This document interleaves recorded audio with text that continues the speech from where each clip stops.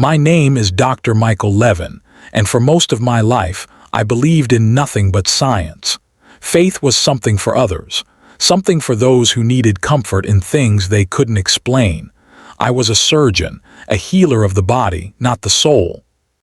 But in my arrogance, I failed to see that healing goes beyond the physical. I was raised in a home where faith was revered but never forced.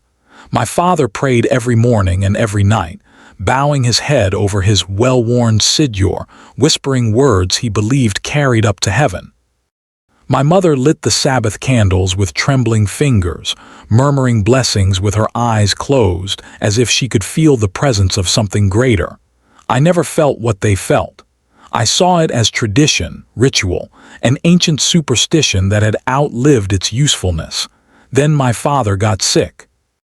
A man of faith, he clung to his belief that God would heal him.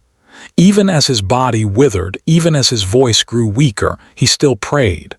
"God has a plan, Michael," he told me when I begged him to try another round of treatment, one that I knew would only delay the inevitable. "If I am meant to live, I will live. If not, then I will see him soon." I could not accept it. When he died, I turned away from faith completely. What kind of God lets a good man suffer? What kind of God listens to prayers and does nothing? My mother wept into her hands, but I felt only anger. I buried myself in medicine, in science, in the tangible world where cause and effect ruled, where the human body was nothing more than tissue, nerves, and electrical impulses. I devoted my life to saving others, convincing myself that if God would not intervene, then I would. Years passed. I became respected, renowned. Patients trusted me with their lives, and I believed in my own hands more than anything else.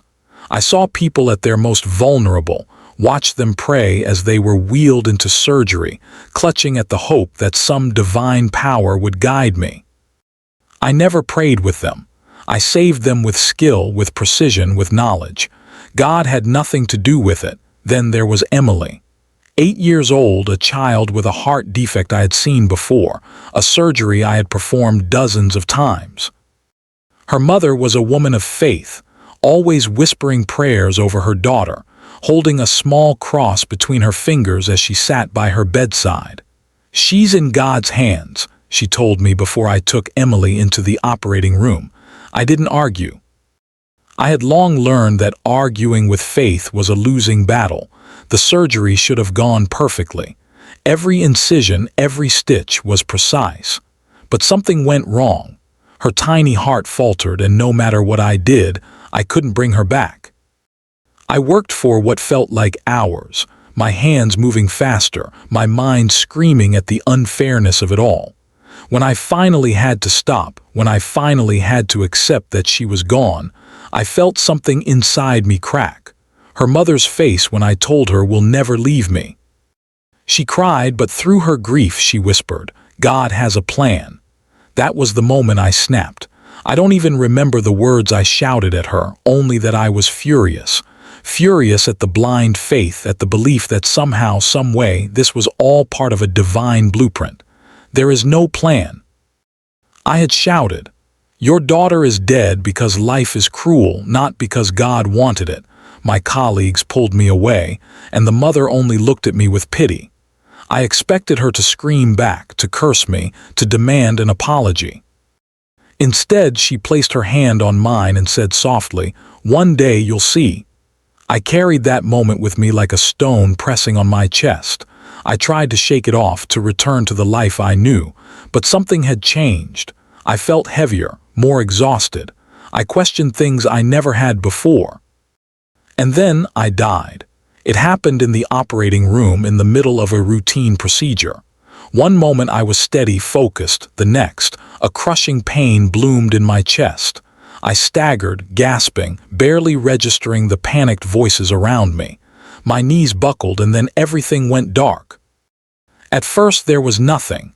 No bright light, no angels, no tunnel, just a deep, endless void. I was aware but weightless, drifting in a space without time. I tried to move, but there was no body to move. I tried to call out, but I had no voice. Panic swelled, cold and relentless. Then a shift. A pull, as if something unseen was drawing me forward. I resisted at first, clinging to the rational part of my mind that insisted none of this was real. But the pull grew stronger until I was no longer drifting but moving, faster and faster, through what felt like a vast expanse of existence itself. And then I saw it. Light. Not just light, but a presence, an overwhelming warmth that wrapped around me, seeping into every part of what I was. It wasn't just brightness. It was knowledge, love, understanding. It was as if the very essence of the universe was reaching for me, pulling me into its embrace, and then I heard my name. Not just Michael, Mikhail. It wasn't a voice, it was more than that. It was recognition, a calling that went deeper than sound. A figure emerged from the light, cloaked in something that wasn't fabric but pure radiance. I should have been afraid, but I wasn't. The presence radiated peace, and though I could not see a face, I knew. This was not just anyone. You were never alone, the being said, even when you believed otherwise. Something inside me shattered. I had spent my life rejecting this, refusing to believe. And yet here I was. Why? My question was not spoken, yet it echoed. The figure stepped closer. Because you were always meant to return. Return. The word echoed in the vastness around me, but I didn't understand. How could I return when I had just arrived? When I was finally seeing, feeling, something greater than I had ever known? The presence before me radiated patience, as though it understood my confusion before I had even formed it into words. You believed in only what you could see, it said. Now you see. I wanted to argue, to push back against the overwhelming certainty in its voice. But how could I deny what was happening? I had spent my life dismissing faith as superstition, yet here I stood, without a body, without breath, and I was more alive than I had ever been. Around me, the light shifted, and suddenly, I was no longer standing in the emptiness of eternity. I was somewhere else, somewhere I knew but had long forgotten. A field stretched before me, golden and endless, the kind of place I had only ever seen in dreams. The air was thick with the scent of something familiar, something I hadn't smelled since childhood. Freshly baked challah, warm spices. The lingering aroma of my mother's Friday night candles. I turned, searching for the source, and gasped. There, standing beneath a towering tree, was my father. I couldn't move. I couldn't breathe, not that I needed to. He looked exactly as I remembered him in my youth, strong and kind, his face lined with wisdom and laughter. His eyes locked onto mine, filled with an emotion so deep it made my chest ache. "Abba," my voice cracked, though I had no throat to speak from. He smiled, stepping closer. "My son." I fell to my knees. The weight of a lifetime of doubt crushed me in an instant. I had refused to believe. I had scorned the faith he held so dear. And yet here he was. Here I was, tears spilled from my eyes, not physical tears but something deeper, something from the very core of my being. "I was wrong," I whispered. "All those years I was wrong." He knelt before me, resting a hand on my shoulder. I could feel it, not flesh, not bone, but warmth, light, something more real than anything I had known on earth. "There is no shame in being lost," he said gently. "Only in refusing to be found." I shook my head. "I rejected everything you believed in, I mocked it, and yet God never turned from you." His voice held no judgment, only love. "You thought he was absent, but he was always there, waiting." A sob tore from me, raw and painful. I had spent my life chasing certainty, seeking control, never realizing that the very thing I had rejected was the only thing that had been constant. Then, another voice, soft, innocent. "Dr. Levin." I froze. Slowly I turned. There she was, Emily, the little girl I had lost. The girl whose mother had told me, "One day you'll see." She stood there, whole, radiant, glowing with a light I could hardly comprehend. She wasn't a child anymore, not exactly. She was more than that, something beyond age, beyond time. But her eyes were the same. Full of kindness, full of understanding. My throat closed. "Emily," she smiled. You tried to save me. I failed." The words were bitter, thick with guilt. She shook her head. "No, Dr. Levin, you saved me more than you know." I couldn't understand. How could she say that? She had died on my table. I had been powerless. She stepped forward and suddenly the space around us shifted. I saw it all again. The operating room, the monitors flatlining, my desperate attempts to bring her back. But now I saw something else. I saw the moment she left her body. I saw the angels who had been waiting for her. I saw the way she had smiled, unafraid as they took her hand. I had never failed her. I had never been in control to begin with. Tears burned in my soul. "I'm sorry." She reached for my hand, and the moment our fingers touched, peace flooded through me. A peace I had never known, never allowed myself to feel. She forgave me. God forgave me. I collapsed, overcome, unable to bear the weight of it all. Then the presence from before spoke again. "It is time." I looked up, confused. Time for what? To return. Panic gripped me. "No, no, I can't. Not now, not after this. Please." The presence remained firm, unwavering. "You have seen. You have been given understanding. Now you must bring it back." I shook my head. "No one will believe me." "Some will," it said. "And that is enough." I turned to my father, to Emily, to the world I had only just begun to understand. I didn't want to leave. I had spent my life chasing the wrong things, and now that I had finally found the truth, I was being sent away. Emily squeezed my hand one last time. "You're not being sent away, Dr. Levin. You're being sent for a reason." The world around me trembled. The light grew brighter, overwhelming, consuming me, and then pain, the beep of machines, the scent of antiseptic, the weight of a body that suddenly felt so small, so fragile. I gasped, sucking in air like a drowning man breaking the surface. My chest burned. My limbs ached. My eyes fluttered open, and I was met with the blinding lights of a hospital ceiling. A voice cried out, "He's awake!" Hands were on me, voices shouting, machines beeping. But I barely heard them. I was back, and nothing would ever be the same. The hospital room was a blur of movement and noise. Nurses rushed in, checking monitors, shining lights into my eyes, pressing fingers against my wrist to count the rhythm of my pulse. Someone barked out orders, and a moment later a doctor appeared. Someone I recognized, though his name slipped through the haze clouding my mind. I was alive. The realization hit me like a hammer. My chest ached, my limbs felt heavy, and every breath burned, but I was here. Back in the world I had once believed was all there was. The doctor spoke in clipped, urgent tones. "He's stabilizing. It's a miracle he made it through. Miracle." I would have scoffed at that word once. I would have shaken my head, dismissed it as wishful thinking, an easy label for what science could one day explain. But I knew better now. I had seen. I had been there. And yet as I lay there, weak and disoriented, doubt slithered into my mind. Had it been real?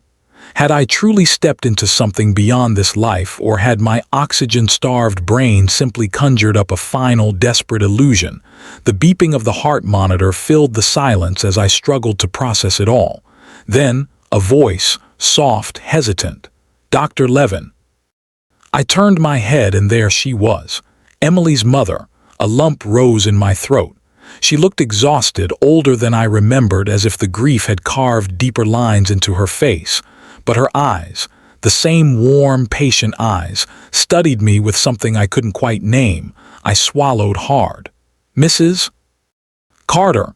She took a few steps closer, clasping her hands in front of her chest. "They said you weren't going to make it," she whispered. "The doctors, they said it was over, but I prayed." The words sent a shiver down my spine. "I prayed," she repeated, voice trembling, "and God brought you back." A lump settled in my throat. I wanted to tell her everything, that she was right, that her faith had been justified, that I had seen her daughter, whole and radiant, in a place more beautiful than anything in this world.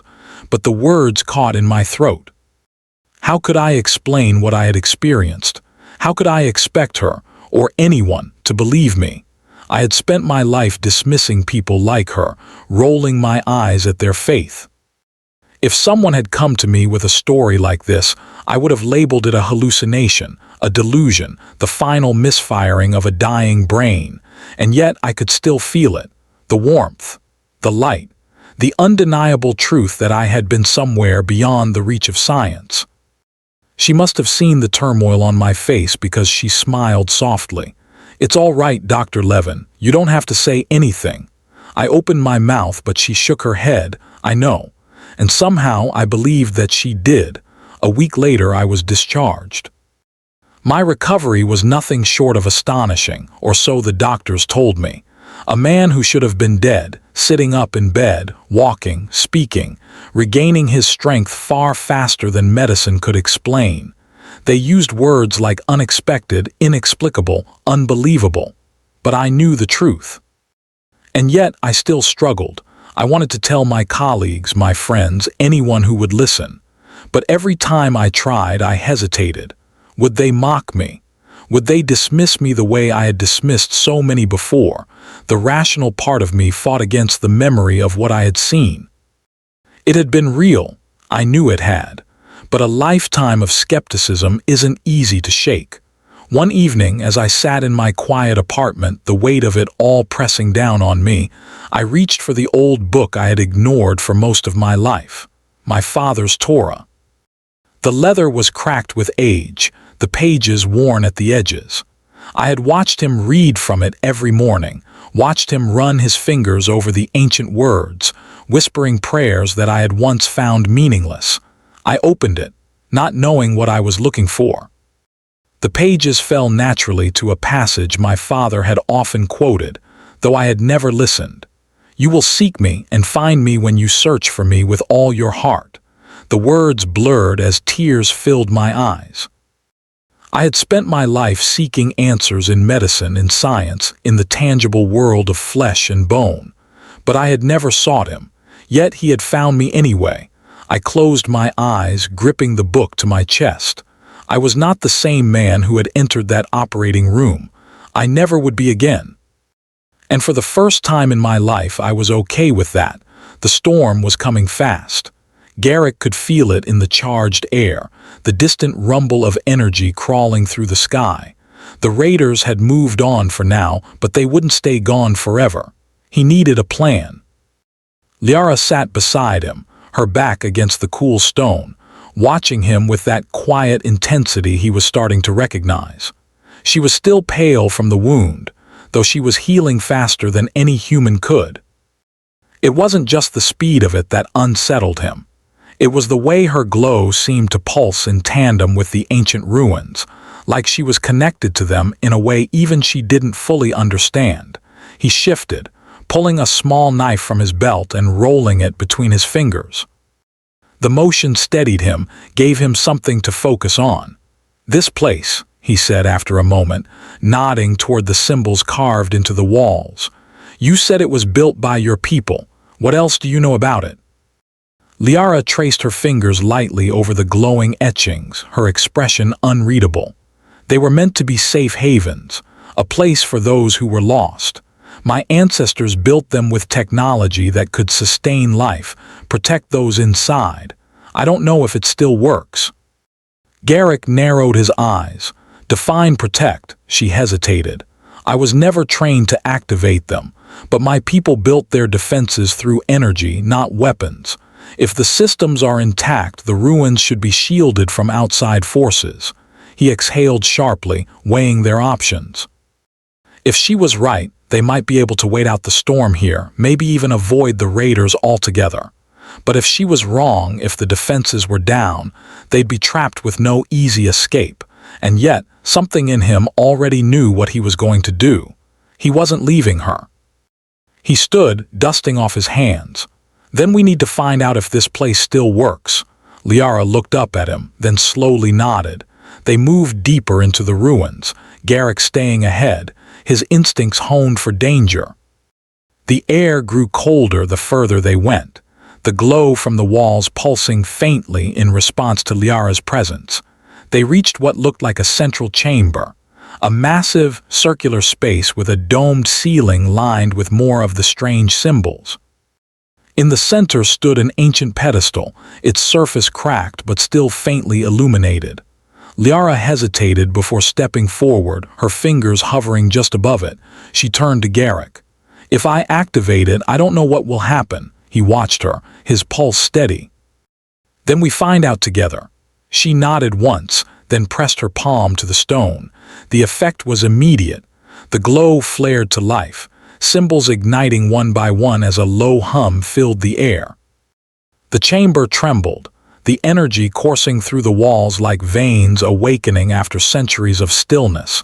Garrick tensed, his hand instinctively moving toward his weapon. But Liara didn't flinch. Her eyes fluttered closed, her expression serene as if she could feel the ancient power moving through her. Then suddenly the tremor stopped. Silence settled over the chamber, thick and expectant. Liara opened her eyes, and then a force field shimmered to life around the ruins. Garrick swore under his breath, stepping back as the translucent barrier crackled with energy, stretching high into the sky. He turned to Liara, but she looked just as surprised as he felt. "It worked," she breathed. He let out a slow breath, shaking his head. "Yeah, it did." Outside, the first streaks of the storm cut through the sky, lightning flashing in eerie, unnatural hues. The wind howled, but the ruins stood untouched. They were safe. For now. Liara sank down onto one of the stone ledges, pressing a hand to her shoulder. She still looked exhausted despite the healing. Garrick hesitated, then sat beside her. For a moment neither of them spoke. The storm raged outside, but in here it was quiet. Finally she turned to him. "You didn't have to help me." He met her gaze, something unreadable flickering in his own. "I know." A beat of silence. "Why did you?" she asked. He exhaled, running a hand through his hair. "I don't know, but he did. He just wasn't ready to say it yet." Liara studied him for a moment, then nodded as if she understood anyway. They sat there together as the storm raged on, something unspoken settling between them, something fragile but real. And for the first time in a long time, Garrick didn't feel like he was just surviving. In the days that followed, I found myself existing between two worlds. The world I had always known, sterile, rational, measurable, and the world I had seen, the one beyond comprehension, beyond proof. I returned to work, back to the familiarity of white coats and beeping monitors, of scalpel precision and controlled variables. My colleagues welcomed me with cautious amazement, murmuring about miracles, about second chances. They asked if I was ready, if I felt strong enough. I nodded, but the truth was, I wasn't sure. Everything had changed. I was no longer the man they thought I was, the man I had once believed myself to be. And yet, how could I explain it? How could I stand in a room full of surgeons, scientists, and skeptics, men and women just like I had been, and tell them that I had seen the face of eternity? I told no one. But the questions gnawed at me. Why had I been sent back? What was I supposed to do with what I had seen? The answer found me sooner than I expected. It was late, long after my shift had ended, when I passed by the waiting area outside the ICU. A man sat alone, his hands clasped together, head bowed. His clothes were wrinkled, his hair unkempt as if he had been sitting there for days. Something about him stopped me. Maybe it was the way his fingers trembled, the way his shoulders sagged beneath the weight of whatever he was carrying. I hesitated. I had walked past scenes like this 1,000 times before. Families whispering desperate prayers, clinging to hope in the face of uncertainty. I had always kept moving, telling myself that medicine, not faith, was what they needed. But now I knew better. I took a step forward. "Then another, sir." My voice was quiet, uncertain. The man looked up. His eyes were red-rimmed, his face lined with exhaustion. "Doctor," he murmured, his voice hoarse. "My wife, she's not waking up." There was pain in his voice, the kind I knew well. The kind I had felt when my own father lay dying. I had no words of comfort, not the ones I had once used, the clinical, logical explanations of odds and probabilities.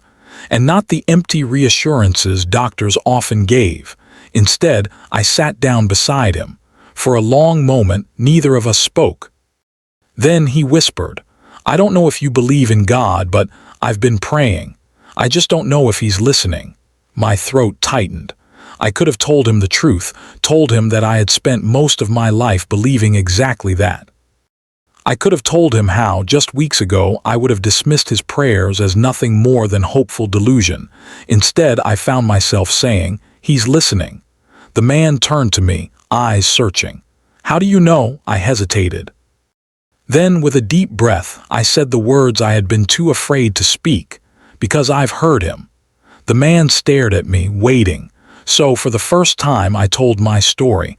I told him about the darkness, the light, the voice that had called my name. I told him about my father, about Emily, about the overwhelming love that had surrounded me. I told him the truth. When I finished, he didn't speak. He simply stared down at his hands as if weighing my words. Finally, he whispered, Do you think he'll bring her back to me?" I swallowed hard. I had no answer. I was not God. I was not in control, but I knew this. "He's with her," I said. "And he's with you too." The man exhaled, a shuddering breath that carried the weight of his grief. Then slowly he nodded. I stood, placing a hand on his shoulder. It was not a promise of healing. It was not a promise of certainty. But it was a promise that he was not alone. Neither of us were. As I walked away, I felt something settle within me. A quiet understanding, a certainty I had never known before. I had been sent back for a reason. And I would not waste this second chance. The days turned to weeks, and though life resumed its usual rhythm around me, I remained forever changed. The way I saw people, the way I listened, the way I approached my work, it had all shifted. I still performed surgeries, still walked the sterile halls of the hospital, but now, I saw more than just bodies in need of repair. I saw souls. I saw fear in their eyes, hope in their trembling hands, prayers whispered when they thought no one was listening. And for the first time in my life, I understood that someone was listening. I tried to keep my story to myself. It was too sacred, too personal to be met with skepticism or ridicule. But life has a way of forcing truth into the open. It started small.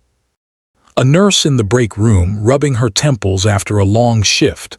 I saw the exhaustion in her eyes, the weight of something unspoken. "Rough day?" I asked. She nodded but hesitated, then said, "I lost a patient, a young one. I did everything right, but it wasn't enough." Something inside me tightened. I knew that feeling all too well. "I used to think that way too," I said quietly. "That it was all on me. That if I failed, it was because I wasn't good enough." She looked up, startled. And now I hesitated. This was the moment. The moment I could dismiss it, move on, let her believe whatever she needed to, or the moment I could tell the truth. "Now, I know it was never just me," she frowned. "What do you mean?" I took a deep breath. "I mean, I used to think that medicine was everything, that science had all the answers. But then I died." The words hung between us, heavy and unexpected. Her lips parted slightly. What do you mean you died?" So I told her. Not the polished version, not the one that might sound acceptable in a room full of doctors and nurses. The real version. The version where I left my body, where I stood in a realm beyond time, where I heard my name spoken by a presence that knew me better than I knew myself. When I finished, she was silent for a long time. Then, almost in a whisper, she said, "I've heard stories like that before." I searched her face, expecting doubt. Instead, I saw something else, hope. She swallowed hard. "I lost my mom last year. She was sick for a long time, and when she finally passed, I thought that was it, that she was just gone." She met my gaze. "But you're telling me she's not?" I held her stare and said with certainty, "No, she's not." Her eyes shone with unshed tears. She nodded once, then stood up, clearing her throat. "Thank you, Dr. Levin." From that moment on, it became impossible to keep my story locked inside. Words spread, whispered from one person to another. Not all believed. Some brushed it off, called it a hallucination, a near-death delusion. I didn't argue. Faith isn't forced, it's found. But others listened. The grieving father in the waiting room, clutching his wife's wedding ring after she passed. The elderly woman who had lost her son years ago, who cried when I told her that death was not the end. The young resident, still wide-eyed and unsure of the world, who pulled me aside one day and asked, "Do you really believe there's something after this?" And every time I told the truth. I had spent my life demanding proof. Now I was the proof. It wasn't long before the invitations came. Small gatherings at first, churches, synagogues, community centers. People who had heard my story wanted to hear it from me. I stood before them, a man of science, a man who once scoffed at faith, and I told them how wrong I had been. One evening, after a talk at a local synagogue, an elderly rabbi approached me. His eyes were wise, knowing, as if he had been expecting me long before I ever arrived. "You have been given a great gift," he said. "Not just the experience, but the understanding." I exhaled, running a hand through my hair. "It doesn't feel like a gift, it feels like a burden." He chuckled softly. Moses felt the same way. I gave him a skeptical look. "I'm not Moses." "No," he agreed. But neither was he at first. I stared at him, the weight of his words settling into my chest. "God does not give such revelations lightly," he continued. "You were meant to see, you were meant to return." I nodded slowly. I knew that now. I had been sent back for a reason. And I would spend the rest of my life making sure I did not waste this second chance. The more I shared my story, the more I realized that it wasn't just about what I had seen. It was about what they needed to hear. People weren't coming to me for an account of the afterlife. They were coming because they were searching for something. Comfort, hope, reassurance that their loved ones weren't lost, that their prayers weren't whispers into nothingness.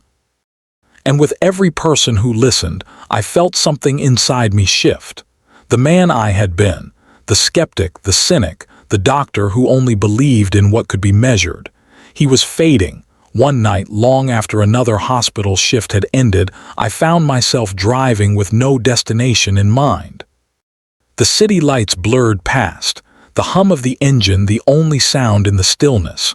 My hands gripped the wheel, but my mind was elsewhere, back in that golden field, back in the warmth of my father's voice, back in the knowing eyes of the little girl I had once thought I had failed. I pulled over onto a quiet street and let out a shaky breath. My hands were trembling. I had spent my whole life seeking control, believing that logic was the answer to everything. But now, I was standing at the edge of something bigger than myself. I closed my eyes. And for the first time in my life I prayed. It was not eloquent. It was not the structured, rehearsed prayers I had heard in synagogue as a child. It was raw, uncertain, unpolished. "God, I don't know how to do this." The words hung in the silence. "But I know you're there." I swallowed hard. "I don't know why you sent me back. I don't know what I'm supposed to do, but I know that I can't go back to who I was." A deep exhale. My chest felt lighter, the tightness that had been there for as long as I could remember loosening just a little. "I don't need to see you again to believe." "I already do." And then, just as I had felt in that place beyond time, a warmth settled over me.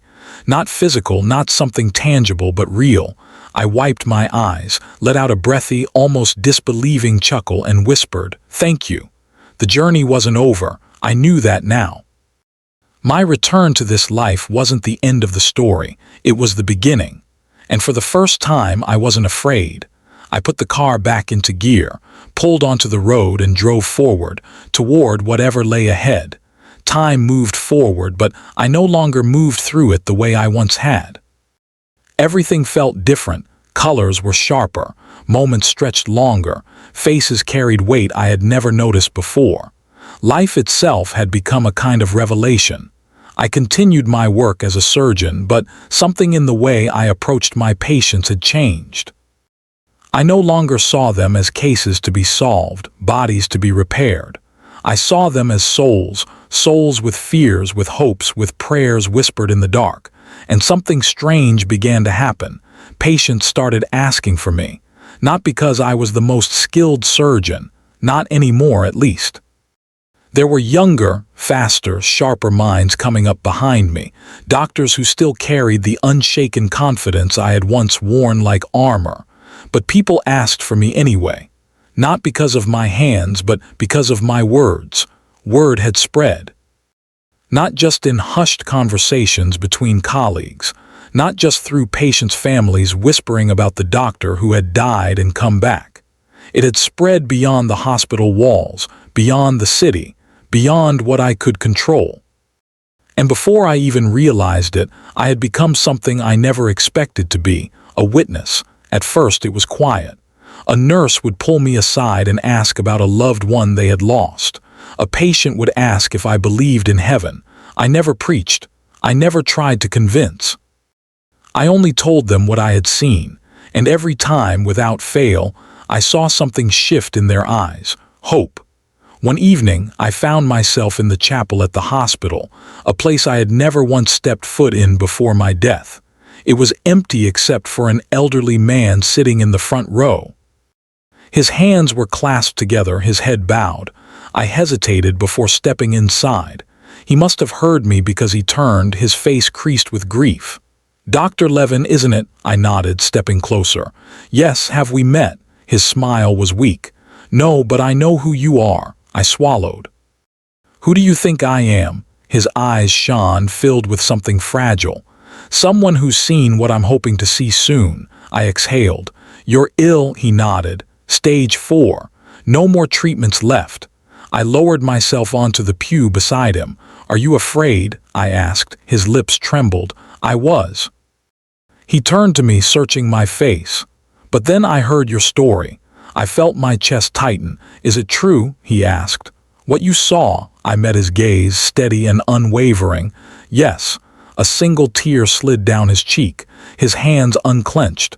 His shoulders relaxed. He let out a long, trembling breath. "Then I think I can do this," he whispered. And in that moment I understood why I had been sent back, not to perform miracles with my hands, not to return to life as if nothing had changed, but to share this. Not everyone believed me. Not everyone listened, but for those who did, it mattered. And that was enough. I was no longer just a surgeon. I was a healer of something far greater. And for the first time in my life, I was exactly where I was meant to be. As the months passed, my life settled into a new rhythm, one that blended the world of medicine with something deeper, something I had once refused to acknowledge. I was still a surgeon, still bound by the rules of science and human limitation, but I was no longer the same man who had once scoffed at faith. People sought me out, not just for my expertise, but for something else, something unseen, a kind of presence I could not explain, but one they felt. Some came with questions, others with desperation, hoping to hear something, anything, that would ease their fears. Not everyone believed me. Some nodded politely, humoring the doctor who had, in their minds, merely experienced a trick of the dying brain. Others outright dismissed me, saying my mind had clung to illusion in the face of death. I didn't argue. I didn't need to. Faith isn't about forcing belief. It's about planting seeds. One evening, I sat at my desk in my office, reviewing patient charts, when a quiet knock sounded at the door. "Come in," I said, expecting a nurse or a colleague. The door creaked open and a young woman stepped inside. She looked nervous, her fingers twisting the strap of her purse. I recognized her immediately. She was Emily's older sister. I stood slowly, my heart tightening in my chest. "Miss Carter." Her throat bobbed as she swallowed. I'm sorry for coming unannounced. I needed to see you." I gestured for her to sit. She hesitated before lowering herself into the chair across from me, her shoulders rigid with tension. "I don't know what you've heard," she said, "but my mom, she talked about you a lot." She let out a small, breathless laugh, shaking her head. "After Emily, after everything, my mom always said that one day you'd understand. She never lost faith in that." I inhaled sharply. Your mother was a remarkable woman. She nodded. She passed last month. My chest ached. I'm so sorry. Her eyes glistened, but she smiled. Don't be. She was ready. She shifted in her seat, gathering the courage to say something more. Finally, she reached into her purse and pulled out a small, delicate chain, a child's necklace. I recognized it instantly, Emily's. I don't know what you saw, Dr. Levin, she said. I don't know if I can believe in everything my mom did, but I want to. Her fingers clenched around the necklace. I want to believe that Emily's okay, that my mom is with her now, that this isn't just it.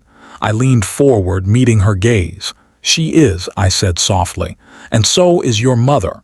Tears slipped down her cheeks. She exhaled shakily, nodding, pressing the necklace to her chest. Thank you, she whispered. She left soon after, but something lingered in the air long after she was gone, a quiet confirmation, a divine echo that I was exactly where I needed to be. As I sat back in my chair, staring at the door she had just walked through, I thought about how far I had come. The old me would have dismissed her pain with logic, told her that grief was a process, that life was cruel and unpredictable. But the old me was gone. I had seen, I had heard, and now I believed. I picked up the Torah from the corner of my desk, the one I had ignored for most of my life, and let my fingers graze the worn leather cover. I was not a prophet. I was not a preacher. I was still just a man, still just a doctor, but I had been given a glimpse beyond the veil. And now I would spend the rest of my life honoring that truth, by healing, by guiding, by bearing witness. I closed my eyes and whispered the words I had once thought I would never say. Thank you, God. And this time I meant every word. Life after death was not what I expected. Not the afterlife itself. I had seen that, touched it, breathed it in. No, it was living after returning that felt like the greatest mystery of all.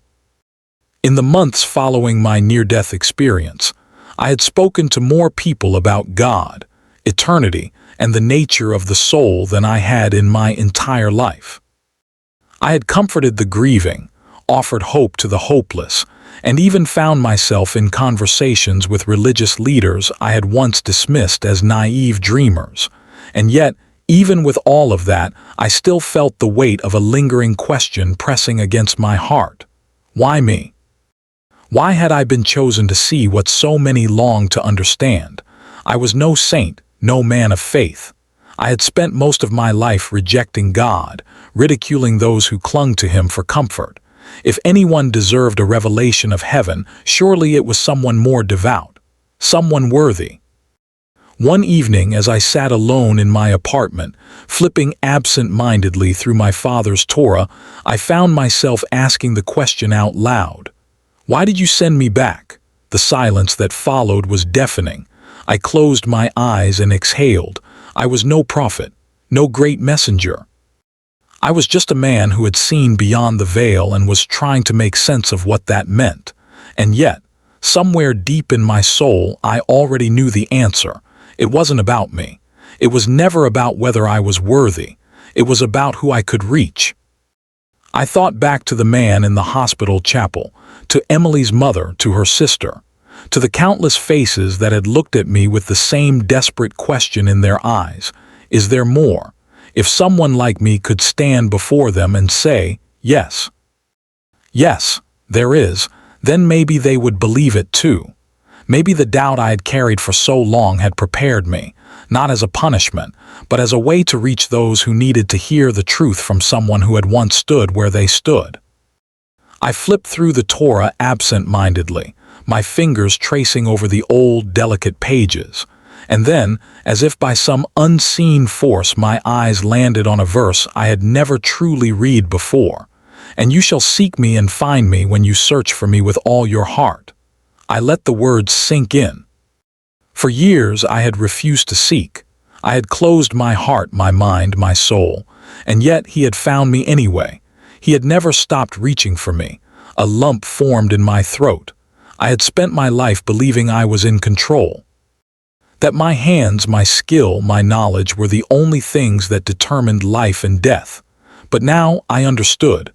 I was never in control, and I never had to be. Tears burned in my eyes as I closed the book, pressing it against my chest. For the first time in my life, I surrendered, not in defeat. In faith. I didn't have all the answers, but I had enough. I had seen. I had returned. And I would spend the rest of my days making sure that no one who crossed my path ever had to live in the darkness of doubt the way I once had. They would know, they would believe, and that was enough. The realization settled into my bones, becoming as much a part of me as the breath in my lungs. I had spent my life trying to control the uncontrollable, believing that knowledge and logic were the highest forms of truth. But now, I understood that truth was something far greater, something I could not dissect under a microscope or measure on a monitor, and with that understanding came responsibility. One evening, I sat in my office, staring out over the city lights. The world outside moved on, oblivious to the transformation that had taken place within me. I had returned to the same life, the same work, the same routines, but I was no longer the same. A soft knock at my door pulled me from my thoughts. "Come in," I called. A young doctor stepped inside, shifting nervously. I recognized him, Dr. Patel, one of the newest surgical residents. He was bright, meticulous, eager to prove himself. "Dr. Levin," he said hesitantly, I was hoping to speak with you." I gestured for him to sit, noting the tension in his posture. "What's on your mind?" He hesitated before exhaling sharply. "I lost a patient today." I nodded, understanding the weight of those words. "It wasn't my fault," he continued quickly. "I did everything right. I followed every protocol, but she just didn't make it." His voice wavered. "And now, I'm sitting here wondering, did it even matter? Did I even matter?" I leaned forward, clasping my hands together. "I used to ask myself that question all the time." He blinked, surprised. "You?" I chuckled softly. "You think because I've been doing this for years, I don't still carry the weight of every life lost?" I shook my head. "I do, I always have." He swallowed hard. "Then how do you do it?" I studied him for a moment. This was the moment where I would have once fed him the usual answer: focus on the ones you save, learn from the ones you lose, and move forward. But I couldn't say that anymore. Instead, I told him the truth. "I died," I said. His brows furrowed as if he hadn't heard me correctly. I exhaled. "Not figuratively, literally. My heart stopped. I left this world and I came back." Silence stretched between us. He didn't laugh. He didn't scoff. He just stared at me, waiting, so I told him everything. When I finished, he ran a hand through his hair, his face pale. He stopped, shook his head. "I don't know what to say." "You don't have to say anything," I assured him. "I just want you to know what we do here, it matters, but it's not everything." His throat bobbed.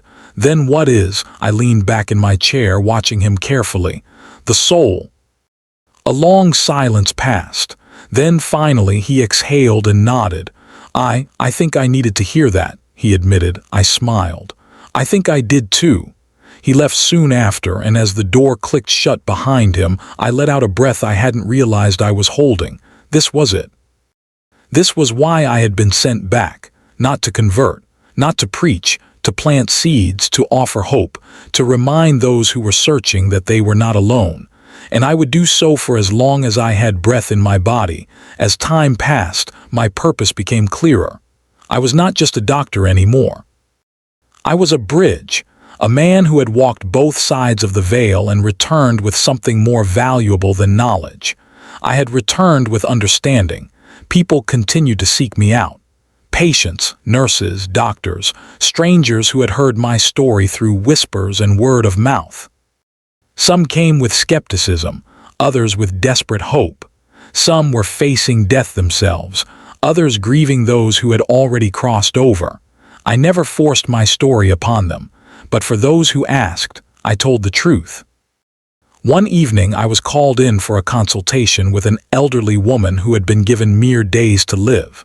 Her family stood around her hospital bed, their faces heavy with sorrow, but she herself seemed at peace.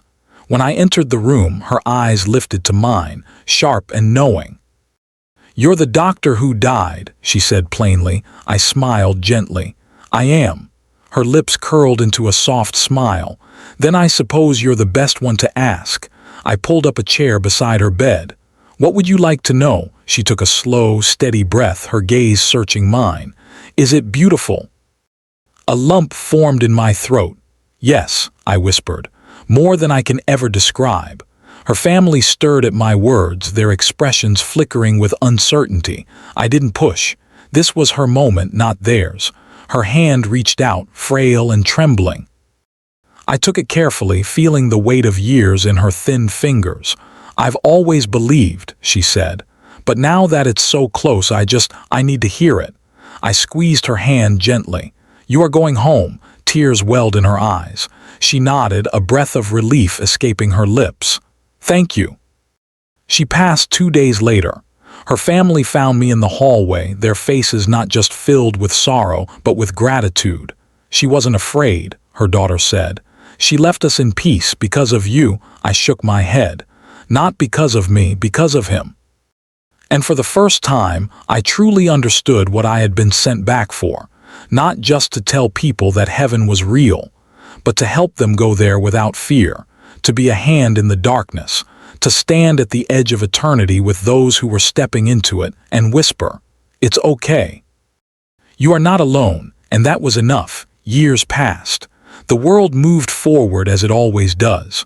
My hair grew grayer, my hands a little slower, but my purpose never wavered. I was still a doctor, still a man of science, but I was also something more, a witness, a guide. A reminder that faith and reason were never meant to be enemies. That science could heal the body, but faith could heal the soul. I no longer feared death. I had seen it, touched it, lived beyond it. And I knew with every fiber of my being that it was not the end. One evening, long after the hospital halls had quieted for the night, I found myself standing in the small chapel once again. The place that had once been foreign to me had become a sanctuary. I sat in the front pew, my hands folded in my lap, staring at the flickering candlelight. I had spent a lifetime believing in control, in logic, in proof, but in the end I had found something far greater, surrender. A quiet peace settled over me, as familiar as the warmth I had felt in that golden field so long ago. I closed my eyes, and for the first time I wasn't asking questions. I was simply listening. Somewhere in a place beyond sight and sound I felt it, the presence, the same one that had called my name in the darkness, the same one that had sent me back. And I knew without a doubt that when my time finally came I would not be afraid. I would go home. And I would be ready. Until then I would keep walking, keep healing, keep believing, because I had seen. And now I knew. The journey was never about death. It was always about life. And I would live every moment of it with gratitude, until I heard my name called again. And this time, I would not have to return. If you've made it this far, maybe it's because something in my story stirred something in you. Maybe you've lost someone. Maybe you've wrestled with doubt, with fear, with the gnawing question of what happens when this life ends. Maybe, like me, you've spent years believing only in what you can see, what you can touch, what you can prove. But I'm here to tell you, there is more. I don't need you to take my word for it. I don't need you to believe because of my experience. But I ask you this, seek. Ask the questions you've been too afraid to ask. Search for the truth, even when it's uncomfortable. Open your heart to the possibility that you were never alone, not even for a second. Because I promise you, if you seek him, you will find him. You don't have to die to know what I know. You just have to listen. He's already calling your name.